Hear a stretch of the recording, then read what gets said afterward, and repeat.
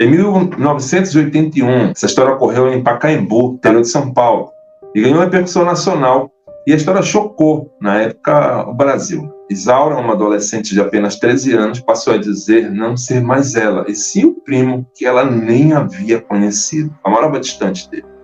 Tudo começou quando ela passou a reclamar de dores de cabeça. Depois, as dores foram seguidas de uma febre muito forte. Logo depois, a menina parou de falar e ficava na cama o tempo todo. Os pais, amigos e familiares da menina já estavam muito preocupados com aquela doença misteriosa quando, de repente, ela escreve um bilhete e diz: não sou daqui, não conheço vocês. Meu nome é Ailton. Quero meus pais verdadeiros.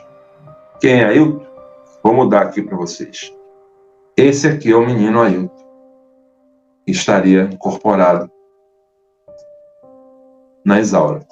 Isaura morava com os pais e 3 irmãos numa casa humilde na zona rural de Pacaembu.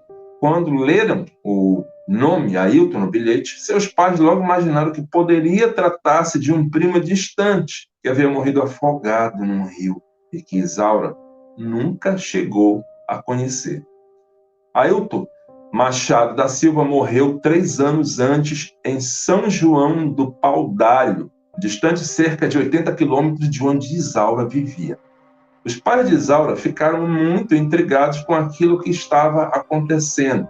Naquela época, obviamente, não tinha internet, não tinha nada do que a gente tem hoje em dia, então essa distância aí realmente seria suficiente para essas duas pessoas nunca se verem a vida toda, né? Se não se deslocassem, se não saíssem de suas cidades, né? Isso aconteceu em 81. A história de Isaura chegou até o programa Fantástico, que foi até a casa dela. A menina havia voltado a andar e vestia-se como um garoto. Isaura falava de um modo estranho, com a boca fechada, dificultando o entendimento do que ela dizia. O programa levou Isaura até a cidade onde ela vivia, e lá ela reconheceu parentes e amigos, abraçando-os e falando os seus nomes, e dizendo detalhes sobre suas vidas que seria impossível ela conhecer. Incrível. O mais difícil de entender é que Isaura reconhecia cada parente, cada amigo de Ailton. Tenho certeza por causa disso, porque eu cheguei aqui, conversando com a mãe dele e tudo, ele só deu uma olhada para me escrever o meu nome no caderno, aí pegou e deu um abraço em mim, um abraço que parecia uma pessoa que fazia muito... Essa menina aí fala como se a Isaura fosse o amigo, né? Ela já se refere a ele, né? Então, meio que está sentindo ali a diferença ali, né? Ou a semelhança, digamos assim, na personalidade do amigo que partiu. Olha que curiosa a maneira como é falado aí. Muitos anos que não se via. Aí depois ele falou que me conhecia, falou o nome da minha mãe, falou onde eu morava, falou tudo. Quando logo que ele chegou, ele marcou meu nome sem ninguém falar pra ele. Reconheceu a senhora? Reconheceu.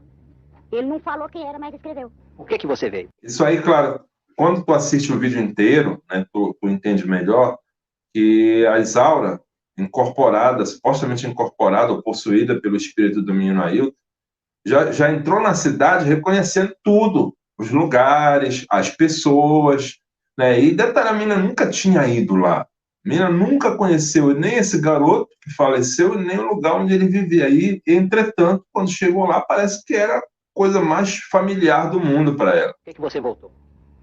Porque assim, ele falou. Falando sempre assim, com a boca fechada, de um modo muito difícil de se entender, a pessoa que dizia ser Ailton fez apenas uma promessa. O tempo todo, a comunicação desse espírito que está nessa menina com as pessoas é com a boca travada, fechada. No último dia de uma novena, rezada por todo o povo da cidade. Nesse dia, Isaura voltaria a ser uma criança comum. Olha aí, ó, isso aí é a piscina onde o garoto, antes de falecer, sempre ia. Dava um, tipo assim, de um vizinho lá que deixava ele tomar banho, a molecada tomar banho, né? E aí ele sempre ia para essa piscina. E olha aí a menina que nunca foi aí antes, super familiarizada com o espaço. Tem mais, não é só isso não. Durante toda esta semana, Isaura continuou a viver como se fosse mesmo Ailton. E aconteceram muitas coisas inexplicáveis. Uma delas, Isaura nunca soube nadar ao contrário de Ailton, que não perdia uma chance de tomar banho nesta piscina, na casa de um vizinho. Outra Cara, eu acho esse um dos casos mais fantásticos de possessão, porque o espírito tomou conta mesmo ali tomou um domínio grande do corpo da pessoa e é como se tivesse ali em carne e osso, cara. Outra coisa estranha. Isaura jamais tinha andado de bicicleta. Os pais dela, muito pobres, não podiam comprar um brinquedo desses para a filha. Mas agora, que ela dizia ser Ailton, passeava de bicicleta com a maior segurança, como se sempre tivesse feito isso. Pedimos que ela mostrasse o lugar.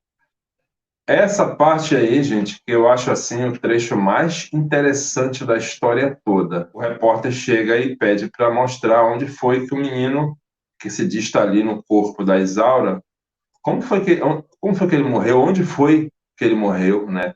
E eu volto a repetir, a menina não sabia de nada disso. E aí eles levam ela no carro até o lugar onde o garoto, a menina, não o menino, né? Que está no corpo dela, até o lugar onde ele morreu. Onde Ailton havia morrido, no Rio Paraná. Dentro do carro, a primeira surpresa. Isaura sabia o caminho certo, embora jamais tivesse ido lá. É um cruzamento. Por onde é que vai até o rio? É lá pela frente, é reto, pega a esquerda, pega a direita. Por onde é que é? Pra lá? É pra lá mesmo? É pra lá. Esse é o primeiro teste que o repórter faz, né? Ele chega ali no cruzamento e já testa ela para dizer para que lado que é o rio. E ela aponta certinho. Carlos, um menino que estava com Ailton no dia em que ele se afogou, confirmou que o ponto foi exatamente este, perto da cidade de Panorama, na fronteira entre São Paulo e Mato Grosso. E a história coincide perfeitamente com o que Isaura conta. Aí olha o curioso agora. Galera, eu tenho que estar interrompendo, além de querer comentar, para não esbarrar também na questão dos direitos autorais, né? Isso também tem que ser um react, eu não posso só exibir o vídeo. E olha que curioso agora que ele pergunta e o espírito lembra até certo ponto como foi que ele morreu, cara.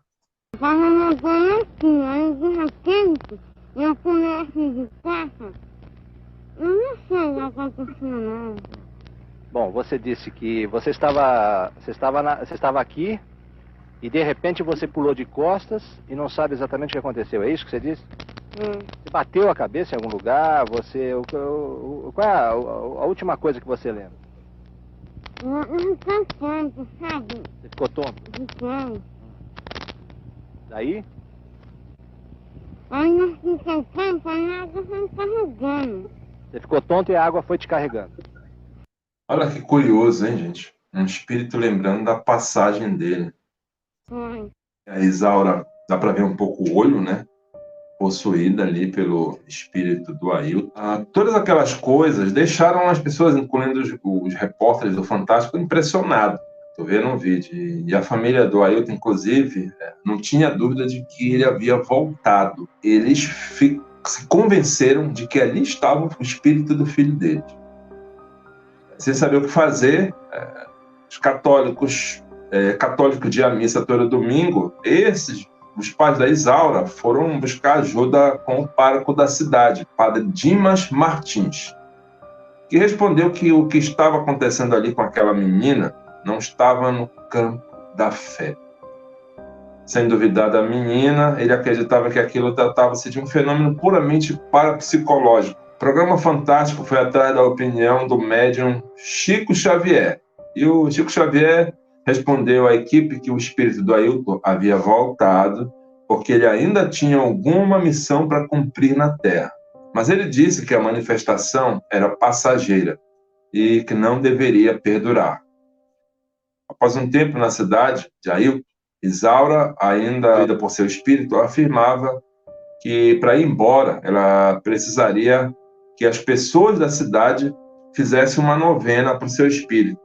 Deixa eu mudar aqui de novo para a imagem do Ailton. As pessoas se organizaram e a novena foi feita, mas o Ailton continuava na Isaura e não foi embora. E ele disse que ainda levaria um tempo para partir. No dia marcado, novamente o Fantástico foi até a cidade do Ailton, onde a Isaura passou a viver como se fosse ele. Tá? As pessoas passaram a noite sem dormir, esperando que Ailton partisse conforme ele tinha prometido. E aí, finalmente, a porta do quarto onde ele havia entrado, onde estava lá a menina deitada na cama, se abriu e de lá podia se ver novamente Isaura, com vergonha, um jeito meio acanhado, sem fazer ideia do que tinha acontecido com ela. Isaura parecia ter chorado quando ela surgiu lá na sala. A mãe dela deu um vestido para ela substituir as roupas do menino, que ainda ela estava usando, né?